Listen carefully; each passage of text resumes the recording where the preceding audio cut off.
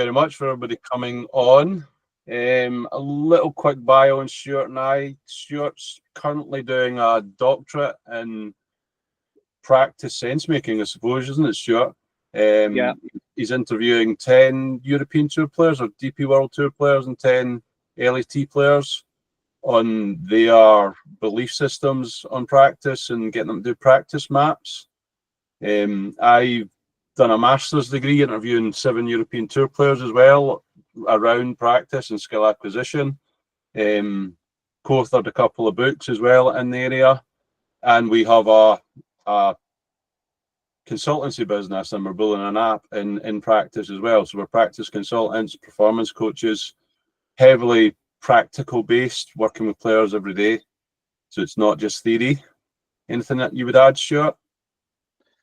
No, I think that's all good, Pete. We'll get cracking and try and bring some kind of where we're at and some understanding of where we're at right now. Just to add, this is sense making. So if you want to jump in at any point, we actively encourage that. Because we really do want to have a discussion here. We don't want to be talking for 45 minutes non-stop. So I'll hand it over to Stuart now. Yeah, so basically, I started getting into practice probably in 2010, around that time, and started to, think there's maybe a bit of an untapped thing here in golf kind of instruction and golf coaching, and that's kind of my background. Worked for a number of years and whatnot, but I always felt that there was probably something more that we were missing. So that took me down the road of right now doing a professional doctorate and just try and find out where we are within this space, because it was still in the weeds a lot of the time, and we're starting to make sense of what actually is good practice and what's going to help players. And what I've kind of come up with or figured out from speaking to a lot of these players so far during my doctorate is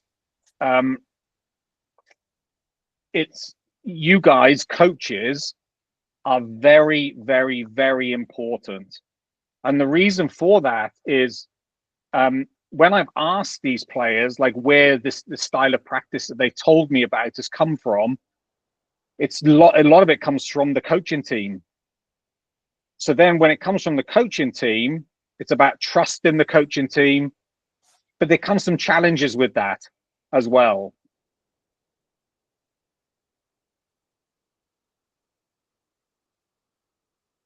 So when we looked at it and we asked, we've asked them, the players, like, where their practice beliefs have come from, and they've told us like what they've done and why they do it and so on and so forth. And they've told me that a lot of the practice stuff is coming from my team, my coaching team. But what's happened is none of the players have actually asked their coaching team, where have their beliefs about practice come from? And that's kind of the unique part. So it's like the coach is actually giving the players certain practice elements, but the player is not asking, okay, where has this come from in your journey? So I feel that as we're going through this and trying to make sense of practice, we kind of need to look at, a number of things. Really is not, well, one, as coaches, we need to update our beliefs. We need to pay attention, start to, how would I put it? Reflect on, okay, what do I believe is good practice, or how to help players practice? Where has that come from in my own belief system? And does that belief system need to be updated?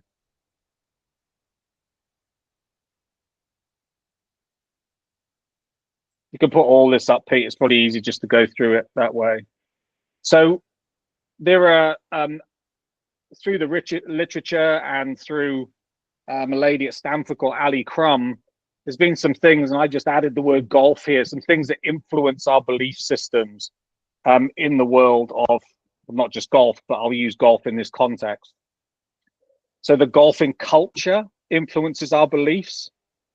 When I've asked the players again, I just did what I thought was good practice and trusted my coaches, but they're not really thinking of it themselves because they don't know. Development. So what development have these players had from a young age and whatnot? And ultimately, they keep using this word, I trust my coaches. And again, this is why you're so important. The social aspect of the social media and what we have now. One player turned around, all I see is swing information, swing stuff. Where do I find more of this, practice stuff? How can I become more efficient at my practice? I don't know how to do this. Influential others massively impact on coaches and players' belief systems as well. And every player I've interviewed has kind of mentioned, again, a lot of the stuff is coming through their coaches and coaching team. And then you have a conscious choice. So a player can make a conscious choice to do something different. But actually, they only know what they know, and that's the big thing about it, is that they don't have, because there's not that much stuff around right now on really good golf practice. They just don't know where to look. And this has been really, really insightful as we've started to go through this journey of doing my PhD.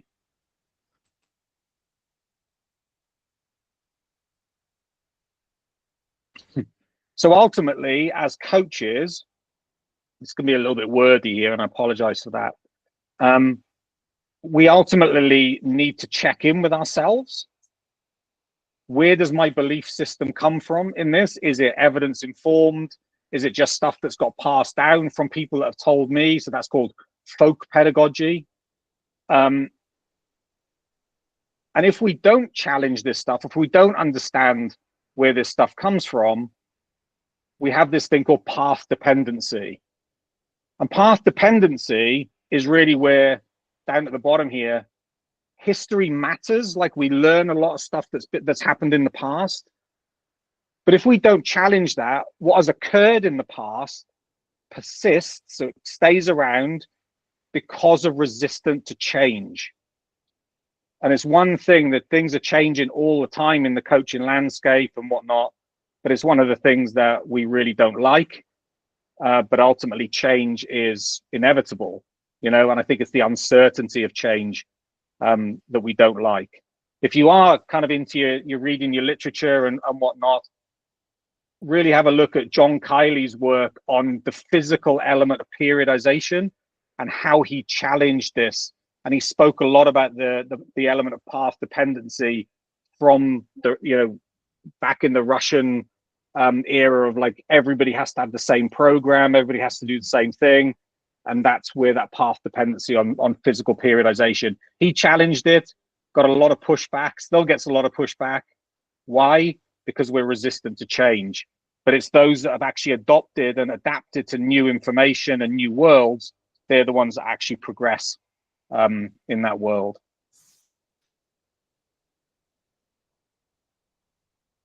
So this is how we've kind of found out this information. So we've created a thing called a practice map. And this is, again, this is not actually a person who's been taking part in the study, but we've asked these players to fill in this practice map, give us an overview of what they do in their weeks off, what they do in the days that they have prior to a competition in the same week. And then I've kind of interviewed them on this information, and then we're going to kind of obviously write it up into a PhD thesis, and then hopefully into some education platforms at the same time. But it wasn't until we really started to, or I felt I started to ask these players, did we actually know what they were telling us, what language they were using, what information they were actually using to practice.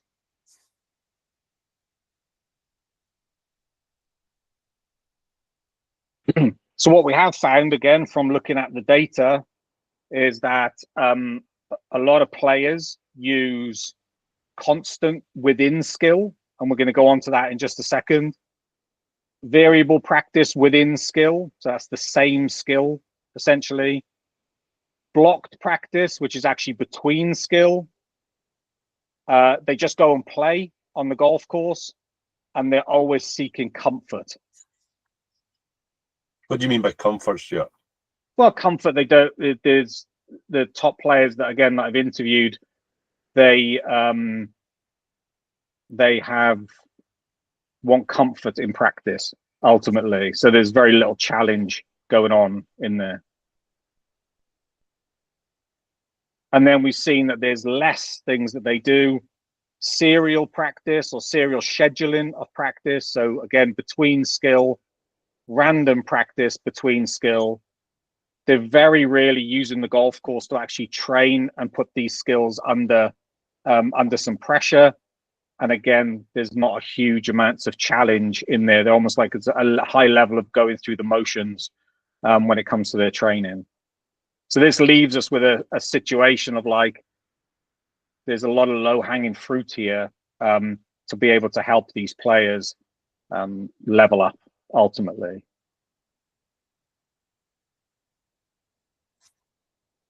So this again links into the path dependency element. So players are practicing based on what they know. Players are practicing on what they have been told by significant others. Players have a way of practicing, but they don't really know if it's effective or not. That was a big thing that kind of come out of it. Players know a lot about what to do, but they're very, very short or coming up short on an idea of how to do it, when to do it, and where to do it to make practice a little bit more effective. So I think the biggest thing here, and we mentioned it early, if you as coaches can look deep into yourself of anything you know about practice or anything you've learned about golf practice, ultimately, what beliefs do you hold?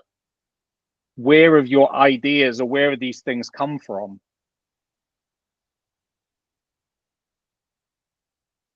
And then do these beliefs need any form of updating? And again, that's a journey that myself and Pete have actually gone on over the last, over 10 years. We've been kind of thinking about this and looking, diving deeper into this. Yeah, for example, the when to do it. I think early on when we were reading this stuff, Stuart, we were maybe putting too much pressure practice close to tournament time for certain individuals. And too much chaos, ultimately, making things just completely random for the sake of being random, and probably wasn't that beneficial. Do any coaches want to jump on and share anything or ask any questions?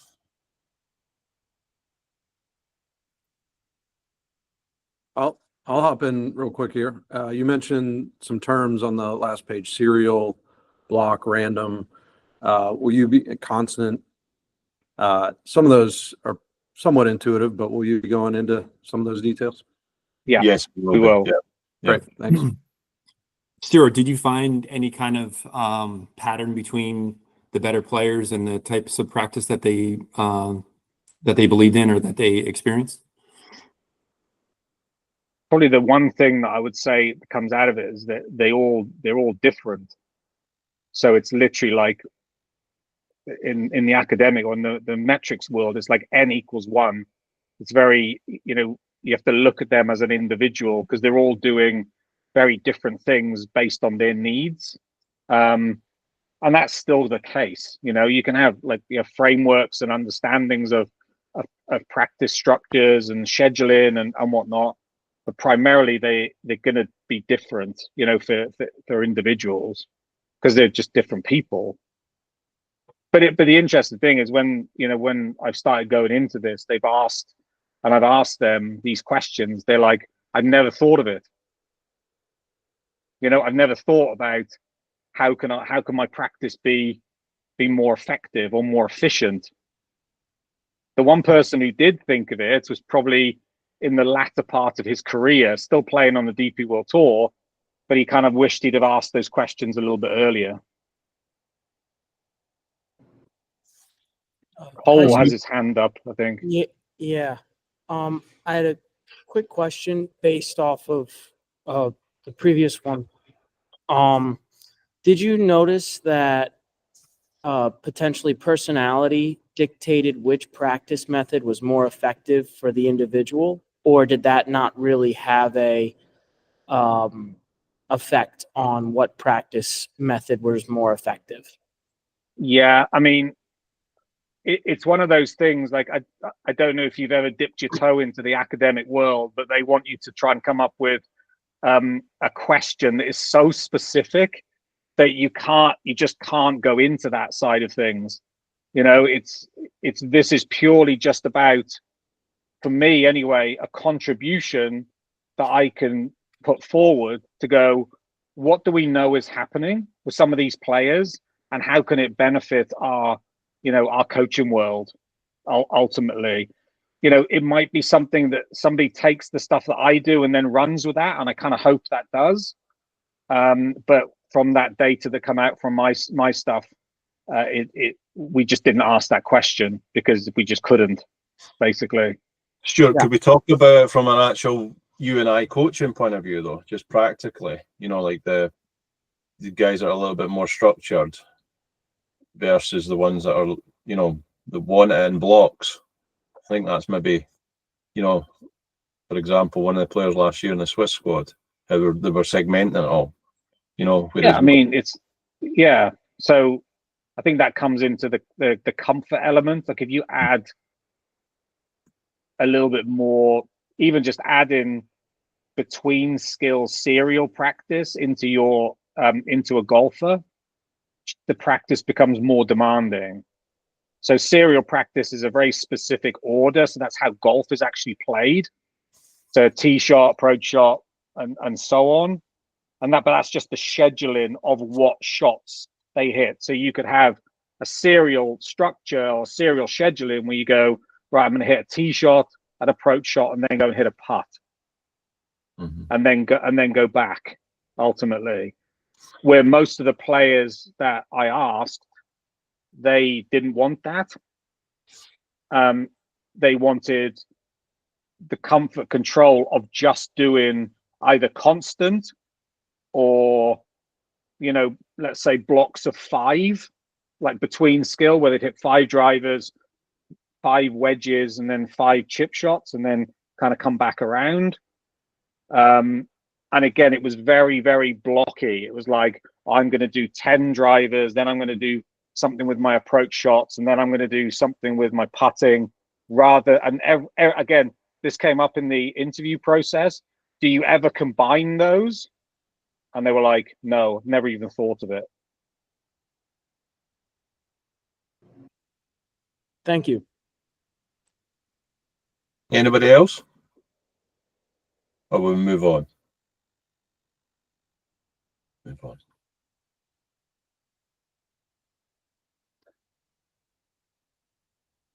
You can go through this, Pete. I've spoken enough. Let me have a quick look. So this is a practice schedule. So within skill, constant would be, I would imagine, where some of you are, you know, we've done quite a bit of coach education. The practical literature is constant, fade, fade, fade, same clubs, same kind of target. That would be where some of you maybe call that blocked. And actually, the practice literature is constant. It's called constant practice within a skill. So you driver, same shot, iron, same shot, over and over again.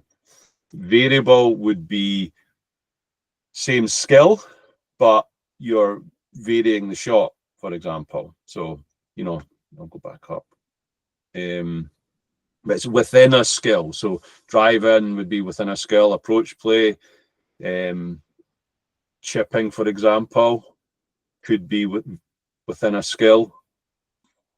But golf is a between skill sport. So it's, if you look at blocked, it's actually you're hitting it in blocks. You're in blocks of approach play, putting, driving there. But golf is actually a serial sport: drive, approach, putt, hopefully. But if you miss the green, or, you know, drive, approach, chip, putt, bunker shot, putt. So that is the order of events that happen. And from a practical point of view, Stuart and I would say that we spend quite a bit of time in the between skill serial for many of our players, and there's definitely not enough of that for some of the elite level players that we work with. Random, don't use that as much as in a practical point of view. random, just completely random between a skill. Personally, And the I like- other thing, sorry, Pete, with all these areas here, depending on scheduling of like tournaments, whether somebody's wanting to learn something versus performing Yeah. something, these things will kind of fit in there somewhere. It's not like saying you have to do all of these, you have to do all of this. But the fundamental principle is no matter what you do right now, the chances are you'll improve are pretty high. It's more what we're looking at is the efficiency and how effective your practice can be. That's the question that we're trying to look into. It's not whether these things work or they don't work. That's not what we're looking at, because clearly, no matter how somebody's practiced, it's worked, and it's kind of somewhat shown improvements. And there's other areas that play a part in that. But we're looking for, well, how can we help a golfer, an athlete, be more effective with what they're doing with the time frame that they have. Yeah, and then it's obviously when we're doing it as well, which we'll get into in a little second. But you maybe see with the stuff later on that we're more in this space around about tournament time, or in tournaments, but it's less cognitively demanding. Jennifer, you have a question? Yes. I know you're talking about the research you've done with tour players, but have you done any research in your past with more of lesser skilled players in terms of the difference between helping someone practice when they're learning a motor skill or transfer practice, taking it from the lesson tee to the golf course? No, we haven't, but there is probably more research done on beginner golfers than anything that's researched in golf, basically. Yeah. So that's why I did the stuff on elite performers, because that's the space that I work in.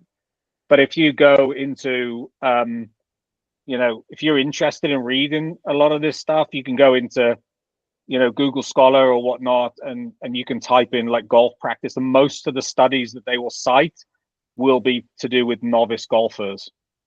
So some of it is really good, some of it is, pretty average because it's lab based, some of it, and it's not really what we term as like longitudinal, so over a longer period of time. It's almost like too condensed into a short period of time. But there are some studies out there that you can kind of look into. And from a practical, with your training, with your observation of the tour players, what about use of training aids? Really good question. Yeah. They don't use as many as you probably think. And they're very, very good at using them for a very short period of time and not overstaying their welcome. So ultimately, if you think that you can just use a training aid and create this like this rote repetition and try and wire this in, it doesn't really show up in the literature that's going to benefit anybody, to be honest. There's the other part where you can look at, even with like beginner golfers. There's a lady, what's her name, Pete? The one who did Quiet Eye. Joan Vickers. Yeah. So Joan Vickers, very famous for Quiet Eye, but she's also had this framework called decision training. And as part of her decision training, she talks about hard first. So if you took a beginner and you had the opportunity to just take them on the golf course for one hole, and give them a concept and then bring them back to the driving range, their learning will be heightened because it's contextual. So they understand, oh, I'm doing this to improve what I do out on the golf course. And I think we can look into a lot of things with regards to, how we learn something.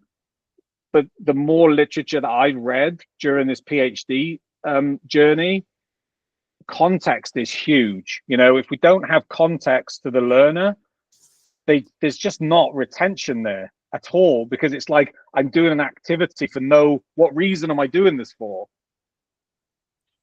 Yeah, we It's like that. It's like a juggle, Jennifer, between do I go easy first because that player might need that at that time, or do I go hard first training and then start to kind of like bring them closer together? That to me is the essence of, in your students, you have a feeling of where they are, what they need at that particular time. That's the art of coaching. I mean, it touches on, we've written a chapter on a constraints-led approach to golf coaching on that task simplification for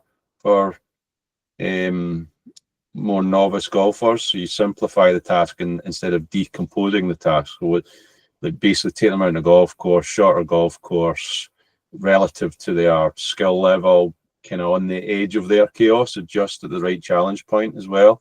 So it's more contextualized, as Stuart's touching on, versus breaking a swing into movement parts for that beginner. So it would be making it more contextual in a representative environment. Yeah, I feel like there's not enough learning done on the golf course, so I always try to get people out there as much as possible. Brilliant. But anyway, that's all probably off topic, so sorry about that. I think you're on the right tracks there, Yeah. Jennifer, because if, like there's some stuff that's done by a gentleman in the Netherlands called Frans Bosch, and he's a movement guy, right? But he talks about that. Let's say in golf context, if you're just hitting shots on a driving range and that person just go, okay, I'm kind of feeling this right now, and you stay there, the brain and body start to connect, or they're already connected, but they start to go, I can only use this in this context. So the moment you start to feel, well, the challenge point is getting too low for this individual, you almost need to move or Right. challenge them in a slightly different way. Yeah. So Yeah, we're I mean, never look, standing still. it's the movement is context specific, not movement specific. So we put a task in front of somebody that is relevant to the skill that they're trying to learn, that is like more likely to transfer. Yeah. Super good Okay, point. thank you.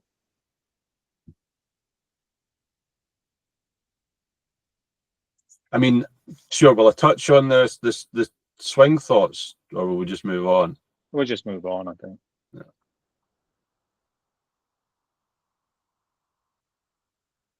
I'll let you do this part. Yeah, so, but ultimately, like, I think with every student we have that wants to play the game better, we're looking for whatever skill to transfer to that environment that they want to play in or want to compete. If you have here, we think of it like a layer of cake, okay? Well, there's certain things that we want to be present to enhance the probability of transfer. And these are these 4 areas. So as much as you can, you'd want these 4 layers to be present in a practice session. So information, action, situations, and emotions. And we're going to go through these now and just play a couple of videos so you can see what they kind of are. So if you were to look at this video or this image right now, and you think of the game, what information do you think is missing from these environments? Anybody want to have a fly at it? Consequence. Yeah, I think that's what part of it massively. Yeah. Unless you shank it in the bushes on the left.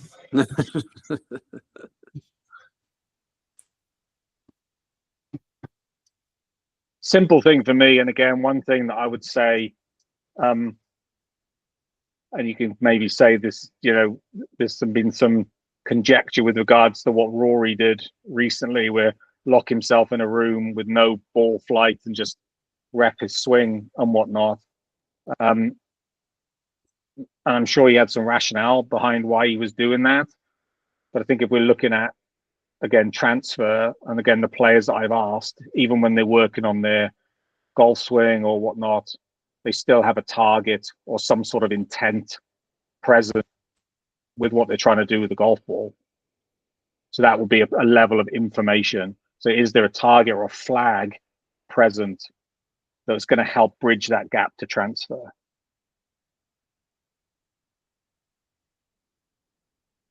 What about distance? Mhm. What do you mean by that? There's lack of information on distance in both those photos. Yeah, definitely.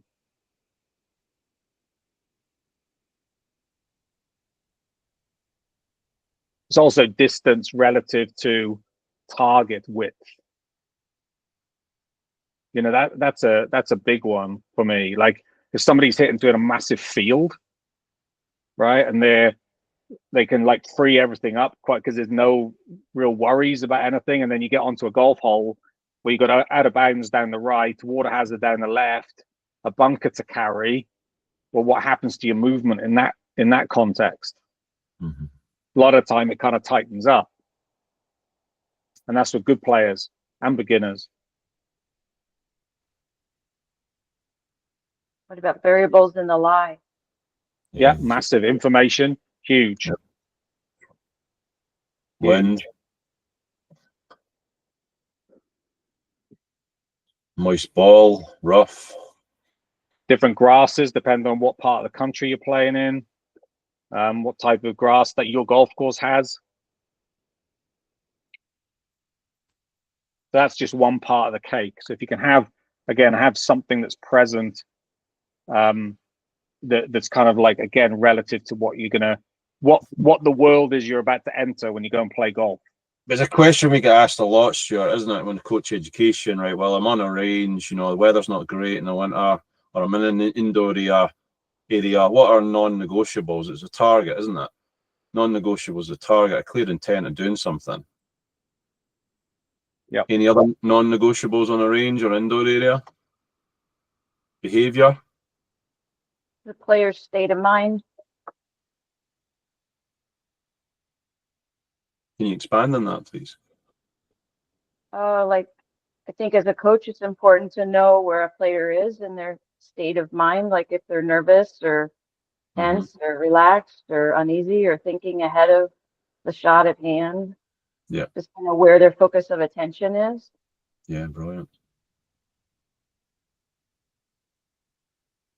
Do you want to go on, Pete, and then we can take some questions. Justin Thomas kind of refers to this type of feel. So what are you feeling on that freezer type of golf swing? Yeah, so basically just trying to get the club on my toe line halfway back. A little bit of a softer right on. So, yeah.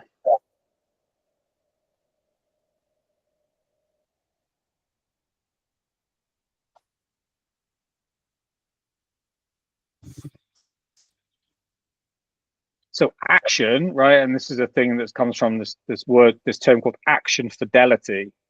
So it's how close are the dynamics that you're moving are they to what you're going to do on the golf course? So we've asked a lot of really, really well-renowned motor learning, motor control experts on this. And there's a pretty unanimous conclusion as much as we've kind of, you can get when you ask these questions to these guys, because they don't want to give you very kind of clear-cut answers a lot of the time. But they will say, even if like Rory's doing on the left-hand side here, breaking his swing down, if he wants to transfer that or help that transfer, he has to try and find the same way of doing it at full speed. Because the dynamics of the movement are different when you're actually stopping halfway back. There's the acceleration and deceleration properties of your golf swing completely change. So the more you can keep the movement whole, like putting like a constraint in the way, like we have there with the with where he's doing with this with the this kind of stick and whatnot, but he can still hit golf shots from there. He will have this thing called self-organization, where he'll start self-organizing his movements around the constraints that he has. Mm-hmm. Whereas I don't know, like I'm sure lots of coaches on here will maybe seen players on the left that have done a drill like that for too long, and when you see them on the golf course, it looks a little bit there's no rhythm to it. It's like a little bit broken into parts. If that's all they're doing.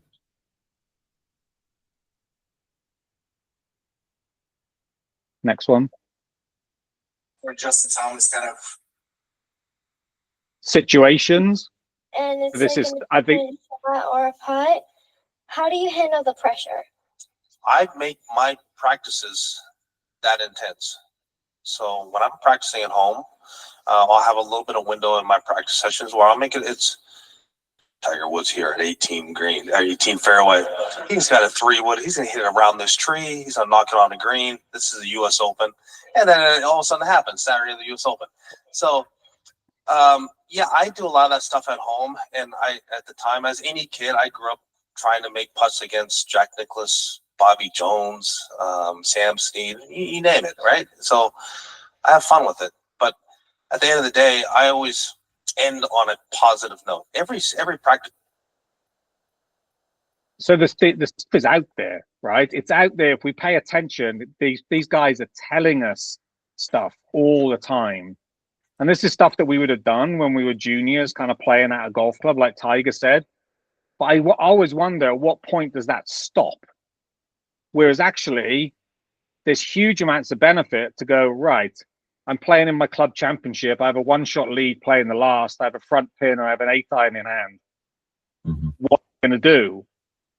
And what does my action do? And I can do that on the driving range. I can do that on the golf course. It doesn't matter. Again, it has benefits to enhance the probability of transfer. Yeah, it's called self-efficacy, isn't it? I've done this before in training, so I know I can do it.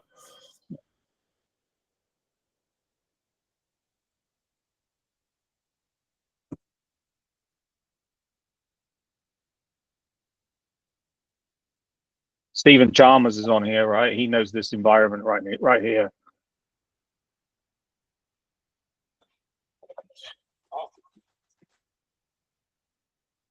So again, that was just a task set up, fist pumping when you see somebody in practice. That, when you ask her, what did that feel like? Did it feel kind of real to you? And she's like, yeah, it felt real. It was a kind of a task that we built in around trying to elicit that kind of emotion. And for us, it was like, as a coach, it's like, well, how close can I get them to it? And it doesn't have to be exactly the same.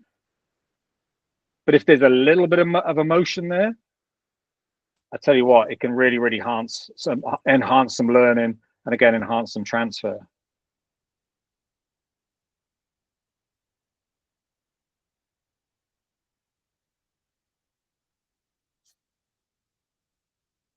You want to explain some of this, Pete? Sure. So this is something that Stuart's developed from the practice literature, from 3 or 4 different papers. We'll go in far more depth on the coach masterclass, practice masterclass on this. But we've just basically got green, red, blue, develop, train, perform. Green, quite simply, is developing a new skill or exploring a skill that you've done before that's maybe dropped off a little. And this isn't a linear progression, straight up and down. It's more like you can train this in a non-linear way, shall we say. It's more you can train in red and then come back to green, or you can use blue as well. But so train would be more putting a skill under pressure via task difficulty or consequences. So you can make the task harder, or actually there's a bit of research to point out, and Stuart uses this a lot with players, where you actually make it easier, but you frame it as easy, or you should be able to pass this task, it's going to be easy, or you put them against a lower skilled player, so you should be able to beat them easily. And actually for some individuals, put them in a bit of pressure as well there. So that basically green and red are learning environments. Green's more exploring, red's more you put it under a little bit of pressure, challenging it. And blue is just performing a skill. There's no pressure in here. There's no new learning. It's just performing an actual skill. Example of that would be, I've got a player at tournaments, professional golfer at tournaments, who just goes through his golf course that he grew up at in his head. So his driver, iron, driver, pitch, whatever it is. He just goes through it in his head, but there's no pressure on it. He's just got full behaviours there, and that is part of his warm-up. Doesn't do 18 holes, but he does a few holes in his head. So that's more perform. You want to jump in, Stuart? No, I think you've covered it, Pete. I think that's good. There gives just an overview of what these kind of areas are, and then you try and put them into, somebody's competitive golfer, what's best to do when, for an athlete. So we personally see a lot of green sometimes when we're interviewing players, and we're building an app around this concept at the moment, which you guys will have access to, or we'll give you a link to at the end of this session. But we see too many players learning new skill sets at tournament time. We are finding a lot more success of doing more blue around tournament time, and for some actually a bit of red training, a little bit to get them pumped up a little bit. But see way too much learning new stuff at tournaments. So this is green, just exploring. So we're just going to, again, this is just linked to start line. So we're using some visual cues on the golf course. So it's not just, driving range based and whatnot. We then take the cones away and just jump around and then throw them back in again. And we're just trying things out ultimately. So we're just sort of like going, okay, what if you tried this? What if you tried this? What does that feel like? How does that work? What if we move the ball position here, move the ball position there? And they start to find their kind of own intrinsic way of doing that. I think there's a couple of hands up here. John? Great stuff. How long would you allow someone to use a start line stick like that? Until I feel that they're, they have a kind of a good concept of what they're trying to do. And then I'll just throw it away and then sometimes bring it back. So I don't think there's a specific, some will say, I'll just do a test. If they can start it and they get close to like 7 out of 10, it's like 70% success rate where you wanted to start it. If I'm with the athlete, it's a bit more kind of reactive than that. Like I almost use a 3-strike rule sometimes and go, right, if you could do 3 and you start it somewhere near and it bleeds off, we need to go and try a different hole here. If you have that possibility, or just throw the ultimately. I'm not there's a specific thing would go much you have to do and then not. My personal thing is I think to stay welcome and stay there too long, try and almost groove in too much. Jennifer, ask a question. I was wondering if you guys had any information about external versus internal cueing, because I've been reading about how external cues are like 80% more effective than internal cues from Gabriella Wolf research. Do you know of her? Yes. Stu, do you mind me? No, Captain. Yeah, I mean, there's quite a lot of research on that, Jennifer. I would say Wolf's stuff's slightly biased. There's a meta-analysis just been released in the last few months on internal versus external. I can share that with your PGA at the moment, and it's questioning the efficacy of external cues. From a practical point of view, I don't personally think it's as cut and dried as external versus internal. I think it's the amount of cognitive load. So how many thoughts they have. Because there's examples of Nick Faldo winning the Masters with an internal cue with his putter. Rory's won the US Open talking about turning his right heel. So I honestly, from a practical point of view, and we use a survey by Rick Masters for some of the players on swing thoughts with the elite level players, multiple winners in the DP World Tour. And there's a common theme coming out is there's just too many swing thoughts. It's not about internal versus external. It's just how much they are thinking about movement in the swing, or how many cues they have in the swing that is detrimental to performance. Thank you. On the side of that, like that particular player that's in that video right now, if he goes internal, he's toast. He just, the strike goes like it completely just. But if I get him much more reactive to a ball flight, everything frees up a lot more, and the strike returns and whatnot. But then again, it's I don't know. I think that I do think the amount of research on it, if you add a body of it, is quite conclusive.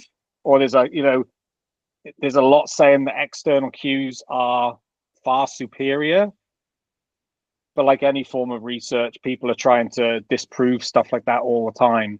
So we'll see, Well, that image there reminded me of that, just because through working with that stick, you're developing a lot of things unsaid. You're just letting that player form images and create visualization and react to targets. And I mean, it's doing a lot without the coach having to say much, as long as you don't overuse it, like you said.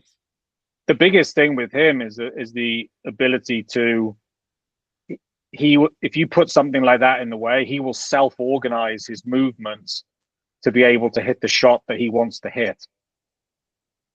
Whereas if he starts to go thinking of his movements, of how to do it, it doesn't work for him. If he stays on autopilot, easier. Like, And he's won eight times on the DP World Tour and played Ryder Cup. So he's relatively good.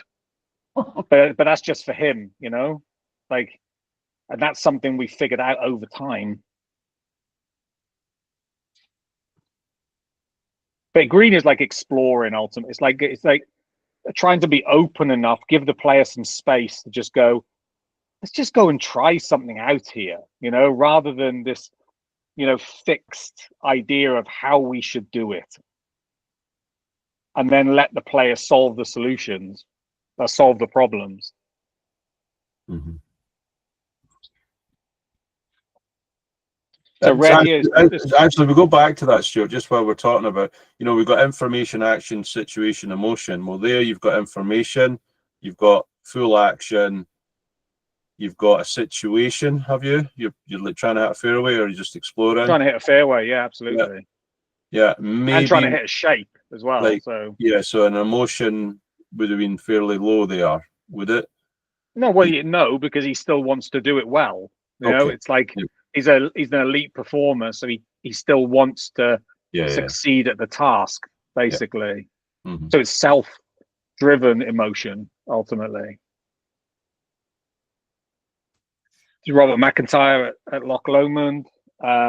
He was working on some stuff in his golf swing, and the idea was there that I just threw in all different types of situations. So we were challenging we were adding a little bit of perturbation to his environment to challenge the movements he was making, or he wanted to make, ultimately. And we were kind of like seeing how stable they were. And again, it was just like, like Franz Bosch says, let's put you in different scenarios, different lies, different, situations, because that's again going to help transfer. So this wasn't consequence, Stuart, it was more task difficulty. Task difficulty, exactly. Yeah. Okay. So the Ryder Cup in Whistling Straits, I try not to remember the result of that Ryder Cup. I try to remember more of the last one that I was at in Rome. That was much more fun. But this is again just blue. This is just getting used to the grass types, different lies. He's not learning anything new. He knows how to play these shots. He's just getting a feel for what's around, ultimately, and getting ready to play, get ready to compete. So we just move around. I sometimes have this kind of thing where I use the flags to show how many balls. So we put the ball, like, let's say there's 5 flags. I put 5 balls down from a similar lie and say, hit it to different flags. So he's always having to get a feel for different flights and stuff like that for what he's going to get used to when he gets on the golf course. And again, this was this was, I think this was a practice day, trying to get a feeling for that, and then, yeah, then get ready to go. So this is more about our app soon to be released. You can see the link down below. If you put your email in there, we will update you with the early bird stuff. So with that, we've already got a coach practice masterclass. You will get that completely free if you sign up to that. And there's a player practice masterclass. This is aligned at the moment more for elite level players, collegiate teams, professional golfers, aspiring professional golfers, and coaches in that area. So you will get a player masterclass, practice masterclass as well. It's basically a much more dumbed down version of the coach practice masterclass, and it complements the app. And the app will have basically questions every day on green, red, blue.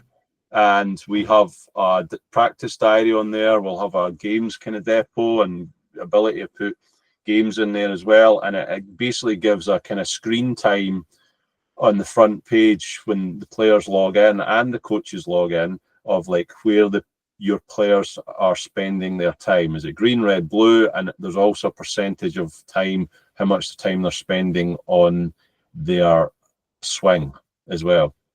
And we call it 100-day practice challenge. Why? Because from the research that we've done, elite level players have a minimum of 100 days practice, mainly on their own as well. So we're looking at what they're doing in 100 days, and we're linking it to their stats as well. You know, benchmarking it for standards, and basically, are you as an individual player getting better, and the coaches get to see that as well. So it comes back to the fact of the thing at the start we talked about, the coach's beliefs, your beliefs around practice, right? And being open to challenging those beliefs and seeing where those beliefs have come from to help your players. But it's also giving the players a little bit of kind of help, because again, they've told me through my research, I don't know what to do. I'm really struggling when I'm left on my own to really have a clear idea of what's going to be most effective for me. And then when we try and put that in the app, it's creating the synergy between the coach updates their beliefs, and then the player updates their knowledge, so you can have better conversations. And then when they use the app, you get the information out of the app again to have better conversations with your clients and whatnot. And that's really what we're trying to do, is help the player perform better, but try and put it all together. To be clear, we're not in all of this, we're not telling you what to do in this. It's more just gathering information and trying to help shape kind of a little bit of player and coach belief systems as well. Any questions?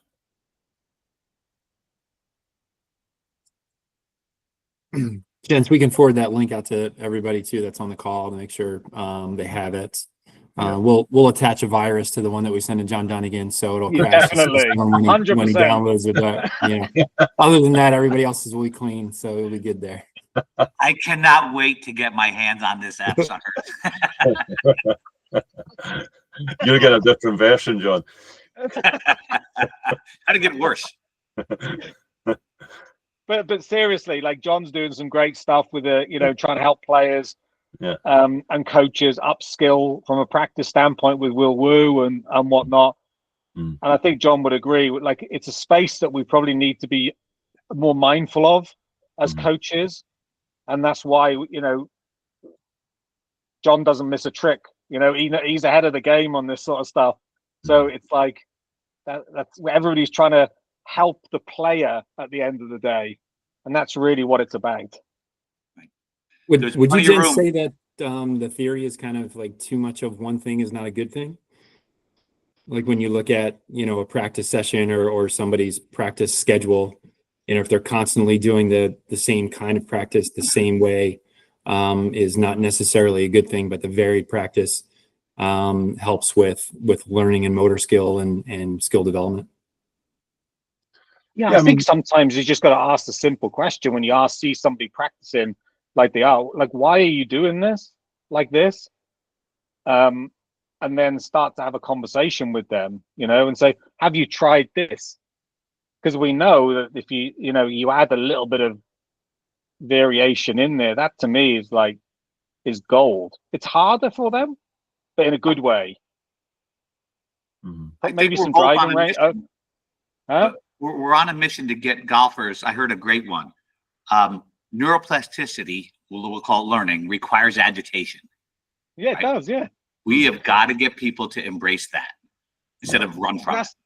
But John, that's the thing. Like all these top players, right, that I've interviewed, they've all said they just want comfort in practice. But then when you, like some of the ones I've been lucky to work with, if you give them a little bit of that like needle in practice or a little bit of challenge, they actually really enjoy it. And that's the paradox of it. Right. Higher engagement, better practice, right? Yeah, absolutely. Yeah. Cool. Anyone have anything else for Peter and Stuart? Hey, why don't you guys link up your publications? Like Pete, I have your book with Keith Davids. Is that right? Ian Renshaw. Oh, Ian Renshaw. Sorry. Yeah. Like link up that so people can grab that stuff too. Yeah, perfect. We'll send that an email. Yeah. Great. Yeah, Pete, if you want to, I'll make sure that myself and Cassie we get your info, and we'll make sure whatever you want sent out to the group will get sent out. Perfect. I think I've got you in a CC email earlier on, so I'll just CC all the stuff. Is that okay? I'll just fantastic. Yeah. Yeah. Wonderful. Perfect. Thank you very much for having us on. Thanks so much. Really appreciate it. I know you're all super busy, but taking the time to make our folks better is much appreciated for sure. Thanks for the great question.